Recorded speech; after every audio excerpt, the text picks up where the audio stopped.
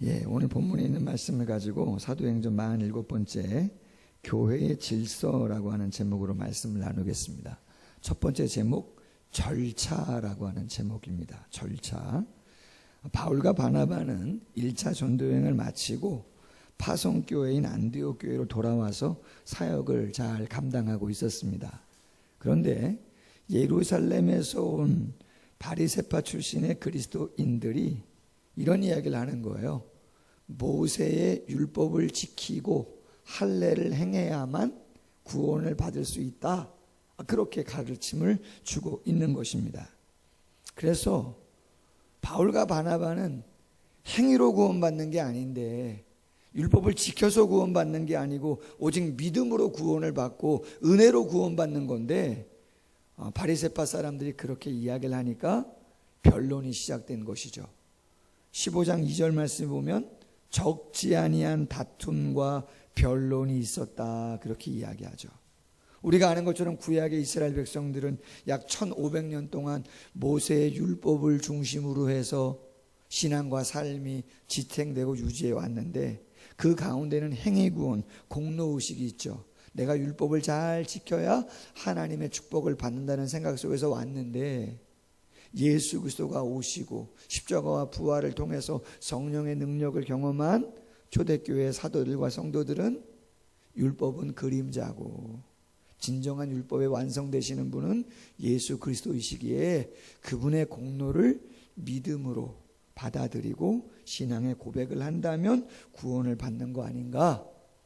이건 진리인데, 할렐루야, 이건 진리인데, 복음인데 도저히 바리새파 그리스도인들이 이야기하는 것과는 같이 갈 수 없다 보니까 당연히 변론이 오고 심하게는 다툼까지 온 것이죠. 의견 대립 어떻게 풀어야 되나? 고린도전서 14장 33절과 40절에 보니까 하나님은 무질서의 하나님이 아니시고 화평의 하나님, 모든 일을 질서 있게 하라, 그렇게 이야기했는데 이걸 어떻게 해야 되나 고민이 된 것이죠. 그런데 결정을 하나 합니다. 어떤 결정을 하는가? 2절 하반절에 보니까 안디옥 교회 성도님들이, 교회가 결정을 어떻게 했냐면 바나바와 바울, 담임 목사와 부교역자 격이죠. 그리고 성도 몇 명을 예루살렘 교회로 보냅니다. 거기에 누가 있어요? 그렇죠. 예루살렘 교회는 모교의 역할을 했던, 중추적인 역할을 감당했던 교회인데 거기에는 예수님이 친히 세운 사도들이 있죠. 그리고 초대교회의 기둥 같은 장로님들, 일꾼들이 있죠. 여쭙는 거죠. 이런 일들을 어떻게 하면 좋겠는가? 쉽게 말해서 요즘 교회 상황으로 이야기한다면 사랑을 그리는 교회 안에 어떠한 이런저런 어려움이 있어서 뭔가 조언을 듣고 싶고 해결을 해야 되겠는데 어떻게 해야 되겠나? 그럼 어떻게 합니까? 그렇죠. 상회라고 하는 노회에 청원을 하죠. 도움을 요청하죠. 만약에 노회도 그 일을 제대로 감당하지 못하면 어떻게 합니까? 그렇죠. 총회에 올리는 것이죠.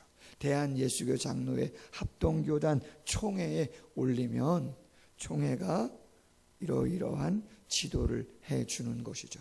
그래서 바나바와 바울이 그리고 성도 몇 명이 예루살렘에 올라갔습니다. 그리고 예루살렘 공의회가 열리게 된 것이죠. 그래서 바리새파 사람들의 이야기를 듣습니다. 그들은 계속해서 할례를 해야만 구원을 받는다고 주장합니다. 그랬더니 베드로가 나섭니다. 베드로가 말합니다.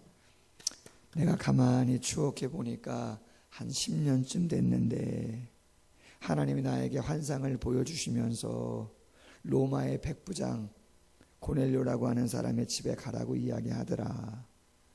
그래서 가봤더니 백부장도 환상을 통해서 베드로를 청하라고 이야기했다 그러더라.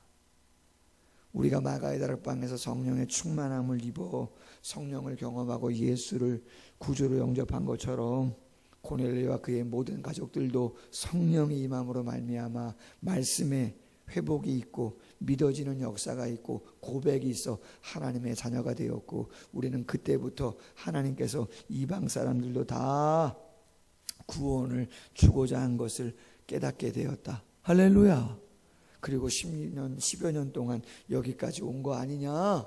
그러면서 말합니다. 10절에 왜 우리도 능히 매지 못하는 멍에를 이방인에게 두려 하느냐? 주 예수의 은혜로 구원받는 줄을 안다. 할렐루야. 정확하게 복음을 제시한 것이죠. 그랬더니 두 번째로 바울과 바나바가 맞습니다. 우리도 안디옥 교회에서 파송을 받아서 1차 전도 여행을 하지 않았습니까?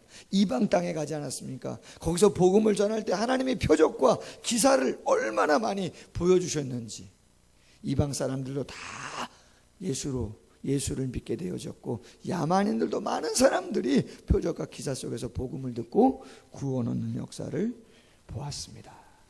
그리고 났더니 마지막 이제 결론으로 예수님의 친동생 예루살렘 교회의 장로 별명의 낙타무릎 얼마나 기도를 많이 했으면요 이 야고보의 그 무릎은 낙타무릎처럼 딱딱하다 그럽니다. 그 예수님의 친동생 야고보 장로가 이제 마지막 결론적으로 회의를 마무리하면서 이렇게 이야기하죠. 15절 이하에 보면 구약성경 이사야 45장을 인용해서 말합니다. 하나님께서 때가 되면 다윗의 무너진 장막을 다시 지으실 것인데 그 새롭게 지은 장막은 성전인데 눈에 보이는 성전이 아니라 눈에 보이지 않는 성전, 영적인 성전, 교회를 말하는 것이죠. 할렐루야. 교회를 다시 세우실 것인데 그 교회는 다윗의 무너진 성전, 그 성전은 눈에 보이는 유대인만을 위한 성전이 아니라 오직 온 인류를 향한 이방인들도 다 부르시는 새롭게 세우시는 성전이 될 것이다. 할렐루야. 지금이 바로 예수 그리스도의 십자가와 부활을 통해서 성령을 통해서 불러주시는 수많은 이방인들은 바로 이사야 45장에 예언된 무너진 다윗의 장막을 다시 세우는 그것과 같은 것이라고. 그래서 이방인들을 다 수용하고 인정해 주어야 한다고 이야기하죠. 자, 그러면서 이방인들과 저 예수 그리스도를 믿지 않는 이방인들과는 조금 구별해야 되기 때문에 20절에 우상의 더러운 것이라든지 신전에서 음행을 행하는 것이라든지 목매어 죽인 것, 피채 먹는 것 이런 것들은 구약의 율법에도 하나님의 율법의 정신에도 맞지 않는 것이기 때문에 구별을 하기 위해서 그런 것들은 지켜야 된다 마무리를 하는 것이죠. 감사한 거는 안디옥 교회의 대표로 갔던 바울과 바나바 형제들 그리고 바리새파 그리스도인들도 감사하게 그 이야기를 수용합니다. 수용해요. 그리고 합의문같이 회의록에 작성을 합니다. 그리고 안디옥 교회 성도들을 위해서 그 내용을 다 편지로 씁니다.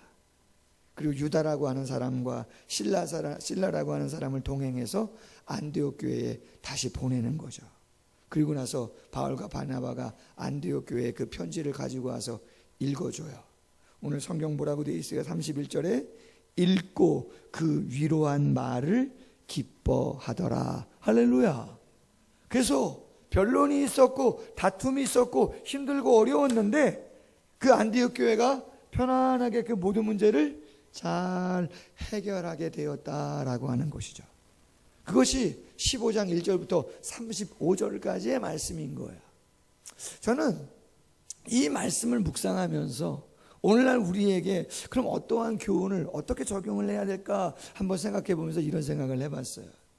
여러분, 사랑을 그리는 교회도 그렇고 뭐 농촌에 있든지 도시에 있든지 큰 교회든지 작은 교회든 상관없이 여러분들도 아마 다 경험하면서 오셨을 거예요. 꼭 무엇인가 크게 잘못해서라기보다는 조금 성향이 틀리거나 좀 과하거나 좀 이런저런 그러한 부분들로 인해서 어려움이 오는 경우가 교회들마다 없지 않아 있습니다. 그럼 제일 중요한 것이 무엇인가라고 하는 것을 생각해 본다면 교회는 절차입니다. 노회는 규칙입니다. 총회는 헌법입니다. 하나님의 성경의 말씀에 기초한 그러한 절차들이 내규들이 교회에는 정관이라고 하는 것들이 다 있어요. 그 절차들을 잘 밟아가야 되는 것이죠. 여러분 오늘 안디옥 교회를 보세요. 안디옥 교회 안에 문제인데 그 문제를 어떻게 해요? 절차를 잘 밟아가서 상해가 되어지는 예루살렘 교회에, 수원 노회에, 대한예수교 장로교 합동총회에 그러한 교회의 여러 가지 이야기들을 잘 조언을 청해서 그러한 절차를 밟아서 그러한 문제들을 하나하나 해결해가는 모습들을 보게 되어진다라고 하는 것이죠. 근데 여러분 문제는 뭐냐면요, 절차를 몰라도 문제가 되고요, 정관의 내용을 몰라도 문제가 되고요, 규칙을 모르거나 헌법을 몰라도 문제가 되는 거예요. 또 한 가지는 뭐가 문제냐면 알면서도 어떻게 하는 거예요? 그렇죠, 무시하는 게 문제가 되는 거예요. 한 가지 예를 제가 들어드리겠습니다. 한번 말씀드린 적도 있는데, 저희 노회에 한 중형교회라고 할 수 있겠죠. 한 1500명 정도 출석하는 교회니까 그 교회가 한 7, 8년 전에 상당히 어려움을 한번 겪었습니다.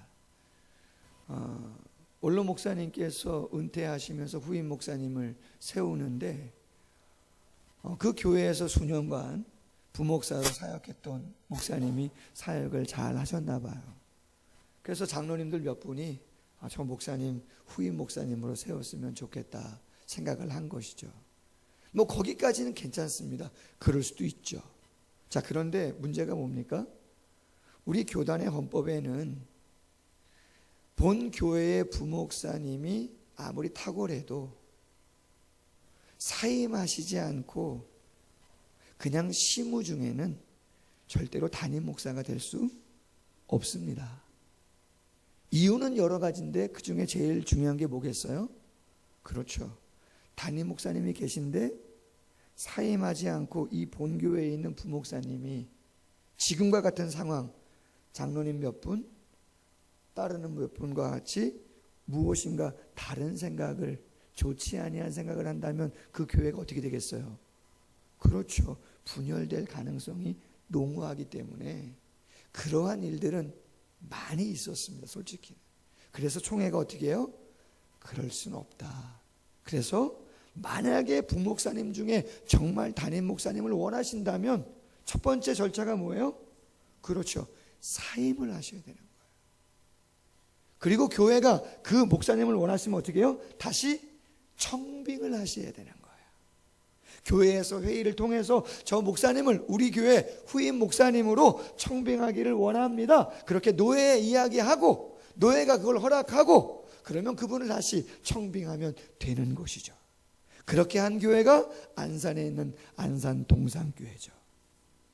부목사님 중에 후임 목사님으로 결정을 하고 사임을 하게 하고 유학을 보내고 공부를 마치고 와서 동사를 하고 담임 목사님하고, 그리고 후임 목사님이 1년 동안 같이 당회도 들어가고 같이 목회를 하고 마지막 위임을 할 수 있도록 길을 열어준 것이죠. 3년 동안. 안타깝게 그 교회는 그러한 절차가 있음에도 불구하고 그 절차를 무시했어요. 끝까지 간 것이죠. 결국 교회가 상당한 어려움을 겪게 되었어요.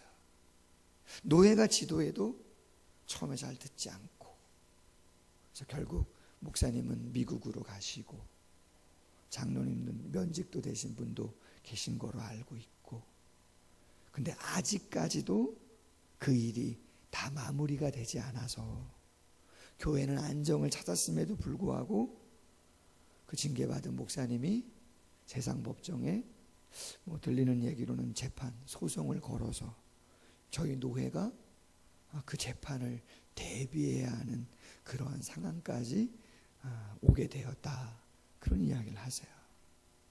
제가 그 이야기를 들으면서 의견이 다를 수도 있죠. 무엇인가 좀 생각이 다를 수도 있고, 그러나 역시 교회가 그 어려운 때 오늘 15장 제일 중요한 이야기가 뭐예요? 그렇죠, 변론이나 다툼 중에 그럴 수도 있겠지만 길을 찾는 건 뭐예요? 그렇죠, 절차를 잘 밟아가는 게 중요하다. 자, 두 번째로는 그런 그 절차를 밟아감에 있어서 가장 중요한 기준이 뭐냐? 두 번째 제목, 진리가 기준이라는 거예요. 뭐가 기준이요? 진리가 기준이라는 것이죠. 제가 지난주 월요일부터 수요일까지 저 전라도 광주에 있는 겨자씨 교회에 56회 전국 목사장로 기도회를 다녀왔습니다. 새벽부터 저녁까지 집회들이 많고 트랙 강의들도 상당히 많이 있었었는데, 그 중에 기억나는 것이 오늘 본문하고 연관해서 전 총신대학 총장을 지내셨던 정성구 박사님이 강의를 하나 하셨어요. 주제가 뭐냐면 포용주의를 포용할 것인가 라고 하는 거예요. 포용주의 아시겠죠? 포용하다, 감싸다. 상당히 좋은 거 아니에요? 그런데 우리 교단이 지금 이슈가 뭐냐면 그 포용주의를 우리가 포용할 것인가 아니면 말 것인가 기로에 서 있다는 거죠. 포용주의는 편협하지 않고 독선적이지 않고 더불어 함께 똑같은 평등의 모습으로 화해하고 관용을 베풀고 융합하고 더불어서 함께 무엇인가를 이루어가자는 거죠. 좋아요, 나빠요? 좋은 거죠. 그렇게 못해서 아쉽죠. 그럼 왜 우리가 그 포용주의를 왜 포용하냐 마냐 왜 고민합니까? 다 좋은데 거기에 무슨 문제가 걸리냐면 진리의 문제가 걸리는 부분이 있어요. 세상은, 사회는, 우리나라가 지금 당면하고 있는 문제는 동성애 그리고 차별금지법 같은 것들. 여러분, 이런 걸 깊이 들어가 보면 총회에서는 서명해달라고 공문을 좀 보내왔는데요, 좀 반대해달라는 거예요. 동성애, 차별금지법. 차별금지법 같은 건 깊이 들어가 보면 어떤 내용이냐면 이런 거예요. 캠퍼스라든가 이러한 시내에서 우리가 전도를 하죠. 그런데 차별금지법은요, 그러한 전도도 못하게 되어지는 상황을 초래하게 되어지는 법입니다.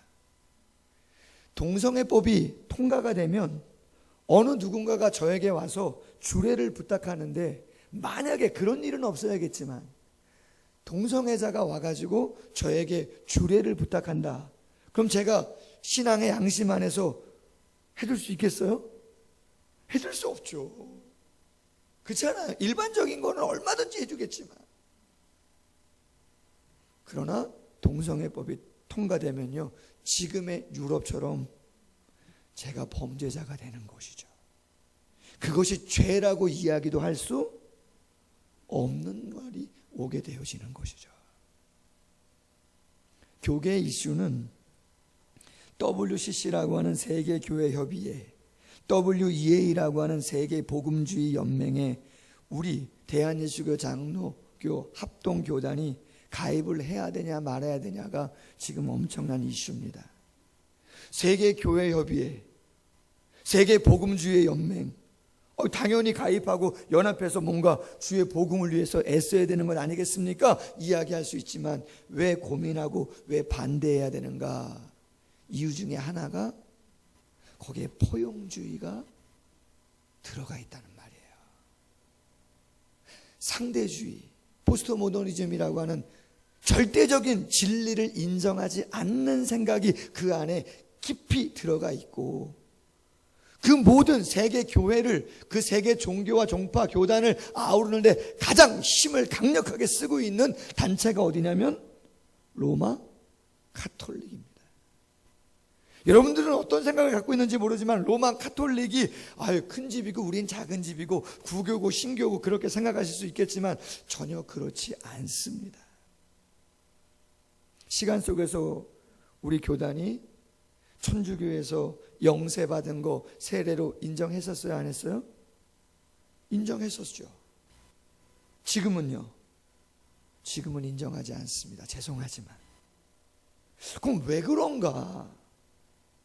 죄송하지만 천주교는 외원을 확장해 가면서 성경에 없는 교리들, 태양신 숭배, 마리아 숭배, 성상 숭배, 이러한 많은 것들, 면죄부, 교황의 무호성, 성경의 권위보다 더 높은 권위, 이런 것들을 이야기하면서 성경의 진리를 왜곡했던 부분들이 너무나 많은 것이죠. 인정할 수 없는 부분. 여러분, 우리가 일제시대 때 신사참배에 대한 강요를 많이 받았습니다. 신사참배.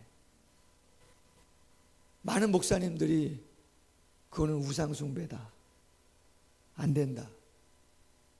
주기철 목사님 같은 경우는 모판 10m짜리 못을 다 박아놓고 그 위에 걸어가시면서 순교의 제물로 드려졌던 분, 그 외에도 많은 분들이 순교의 제물로 드려졌어요. 근데 안타깝게도 그들이 너무나 힘들게 핍박을 하다 보니까 우리 교단이 27회 총회 때 1938년 신사참배를 가결하죠. 그거는 그냥 국가의식이다, 국민으로서 국교에 대한 예의다, 그렇게 이야기하고 신사참배를 가결했단 말이에요. 그리고 나서 여러분, 주일날 어떠한 일들이 벌어졌는가, PPT 하나 띄워주시면 좋은데 보이시는지 모르겠어요. 보이세요? 내용은 뭐 이런 거예요. 1938년 대한예수교 장로회는 일본의 신사참배는 포용하고 일본 기독교 조선 교단이 되어 예배 시작 전에 궁성요배와 천황 찬양을 하고 찬송가 1장을 부를 것이다, 그렇게 가결했다는 거예요. 여러분, 궁성요배라고 하는 게 뭐냐면 일본의 천황을 향해서, 천황이 있는 곳 있죠.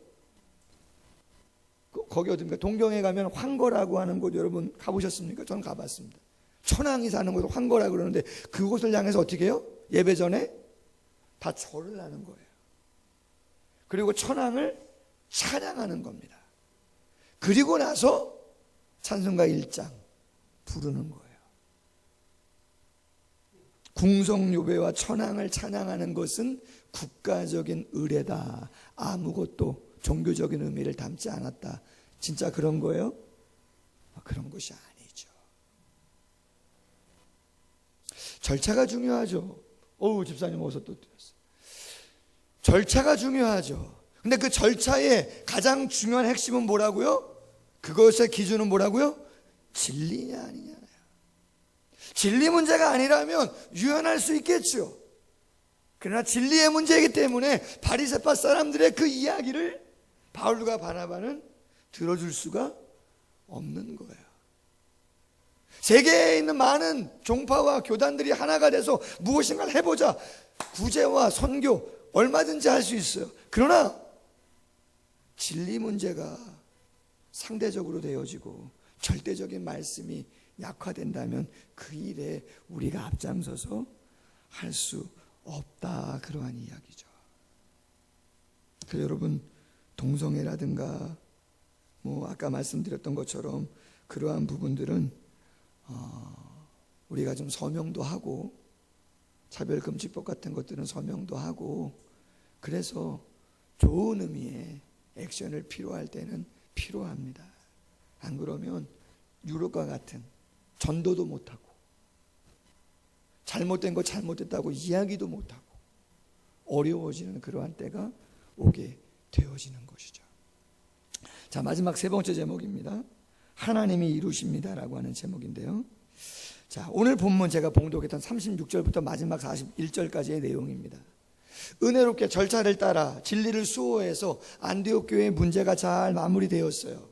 자, 그런데 마무리가 되고 나서 이제 1차 전도 여행을 마치고 나서 그 지역을 다시 한번 돌아보자고 2차 전도 계획을 세우고 가려고 하는데 교회 안에 두 번째 문제가 생겼습니다. 두 번째 문제가 뭐예요? 그렇죠. 바나바는 자신의 조카인 마가라고 하는 사람을 1차 전도 여행처럼 똑같이 데려갔으면 하는 마음인데 바울은 데려가면 된다 안 된다? 안 된다는 거예요. 왜? 1차 전도여행 함께 갔었었는데 소아시아의 밤빌리아라고 하는 지역에 딱 도착했을 때 그 마가가 무슨 이유인지는 모르지만 실망스럽게 그냥 예루살렘으로 도망온 것처럼 와버린 거예요. 실망스럽죠. 바울은 생각합니다. 아직 때가 되지 않았다. 마가의 신실성과 소명의식 믿지 못하겠다. 데려가면 안 된다. 사람의 실수와 연약함을 이해하지 못하고 지나치게 냉철하게만 대한 바울의 관대성 없는 강직함이 문제가 된 것이고, 바울 편에서는 어때요? 조금 더 관용하고 조금 더 용납하고 좀 기다려주고 함께 가면 되지 않겠나라고 한 거죠. 바울의 말도 맞고 바나바의 말도 맞는 것이죠. 근데 타협이 안 돼요. 오늘 성경 39절에 뭐라고 이야기해요? 서로 심히 다투어 어떻게 했다는 거예요? 갈라서 버렸어요. 갈라서 버렸어요. 그래서 바울은 어디로 가요? 실라라는 사람을 데리고 수리아와 길리기아 쪽으로 가고, 바나바는 조카 마가를 데리고 구브로로 배 타고 전도 여행을 떠난단 말이죠. 제가 오늘 본문을 15장 전체를 다시 한번 묵상해 보면서 이런 생각을 해봤어요. 여러분, 바나바가 누구고 바울이 누굽니까? 따라갈 수 있겠습니까? 그들의 열정, 그들의 영적인 체험, 그들의 인격 수준 쉽지는 않을 거예요. 그럼에도 불구하고 약함이 있어요. 근데 저는 오늘 본문을 묵상하면서 그 약함에 초점이 가기보다는 그럼에도 불구하고 하나님이 바울과 바나바를, 그 마가와 실라를 귀하게 사용했다는 거예요. 아멘. 당장은 아니었지만 시간 속에서 하나님께서 그들을 나름대로 그 길을 가게 하시고 사용하셔서 결국은 하나님의 나라 확장을 위해서 사용하셨고, 시간 속에서 마가도 할렐루야 바울과 화해를 하게 하시고, 디모데후서 제일 마지막에 바울이 쓴 서신이 디모데후서인데 거기에 뭐라고 이야기해요? 그렇죠. 주의 일에 유익한 마가 데리고 와서 나 좀 만나게 해달라. 할렐루야. 성경에 여러분 언제 마가와 바울이 회복의 시간을 가졌는지는 정확히 나타나지 않습니다. 그런데 하나님께서 바울의 마음도 어루만져 주시고 마가의 마음도 어루만져 주셔서 시간 속에서 함께 또 동역할 수 있도록 해주시고 하나님의 역사를 써가게 해주신 줄로 믿습니다. 15장 1차 전도여행이 있고 2차 전도여행이 있기 바로 그 직전에, 여러분 이 회의의 모습은 사랑을 그리는 교회, 한국교회, 모든 하나님의 공동체가 유념해야 할 영적인 교훈이 있는 줄로 믿습니다. 교회는 혼란스러울 수 있죠. 얼마든지. 그러나 뭐가 필요해요? 질서가 필요한데 그 질서는 세 가지가 중요하다. 첫째는 뭐가 중요하다고요? 절차가 중요하다. 절차를 잘 생각하셔야 된다. 두 번째는요? 그렇죠. 그 절차의 기준은 진리여야 한다. 어떨 때는 생명 걸고 지켜야 할 그러한 부분들도 있는 것이다. 그러나 우리가 다 수용하지 못하고 부족하고 연약할 수도 있겠지만, 그러나 결국 하나님이 그 모든 것들을 합력하여 선을 이루도록 하나님이 일하심을 믿자. 할렐루야. 그 마음을 가지고 사랑을 그리는 교회, 또 한국교회를 생각하면서 현안들, 민감한 일들이 상당히 많이 있는데 하나님이 어려운 때를 잘 감당할 수 있도록 기도하는 우리 모두가 되기를 주님의 이름으로 소원합니다.